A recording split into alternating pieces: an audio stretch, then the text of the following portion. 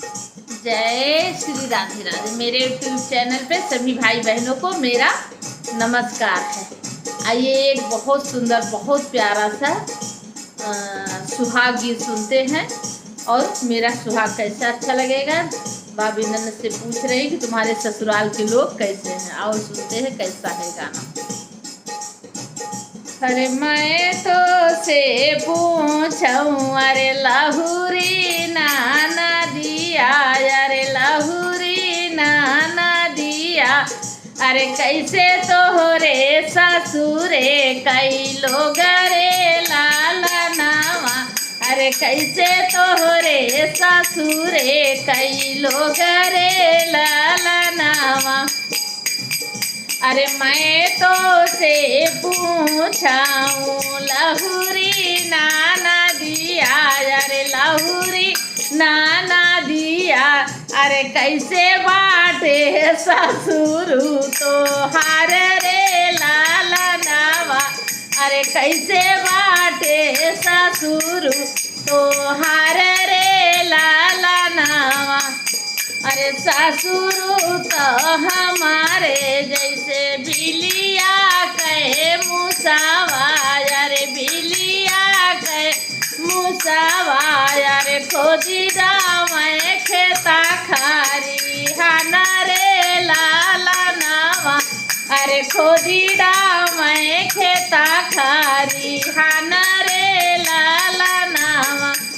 अरे मैं तो से पूछाऊं लाहुरी नाना दिया, अरे लाहुरी नाना दिया, अरे कैसे बाटे जेठाऊ तो हर रे लेला नावा, अरे कैसे बाटे जेठाऊ तो हर रे लाला नावा।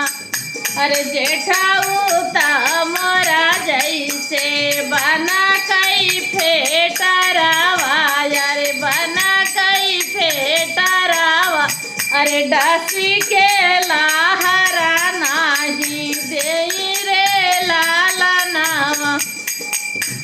अरे मैं तो से पूछाऊं लाहुरी नाना दिया, अरे कैसे बाटी सासू तो हारी रे लाला नावा, अरे कैसे बाटी सासू तो हारी रे लाला नावा।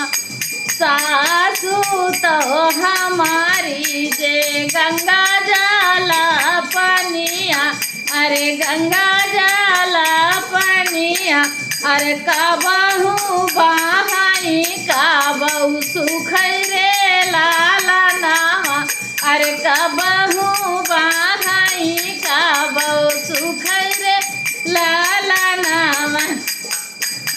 मैं तो से पूछाऊं लाहुरी नाना दिया, अरे लाहुरी नाना दिया, अरे कैसे बाटी जेठानी तो हार रे लाला नावा, अरे जेठानी तो हमारी अरे काली रे बदारिया, अरे काली रे बदारिया, अरे गरा जाती दिनायाऊ रात रे लाला नावा।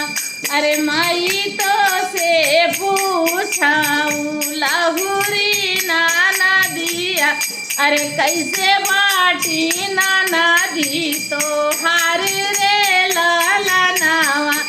अरे नाना दी तो मोरी बाटी बिछिया कैया रवा, अरे बिछिया कैया रवा, अरे कूदी कूदिया काटे दिन रात रे लाला नावा। मैं तो से पूछाऊं लाहुरी नाना दिया, अरे लाहुरी नाना दिया, अरे कैसे बाटे सजना तो हार रे लाला नावा। सजना तो मोरा बाटे लाला रे सुगनावा, अरे लाला रे सुगनावा, अरे बोलिया बोल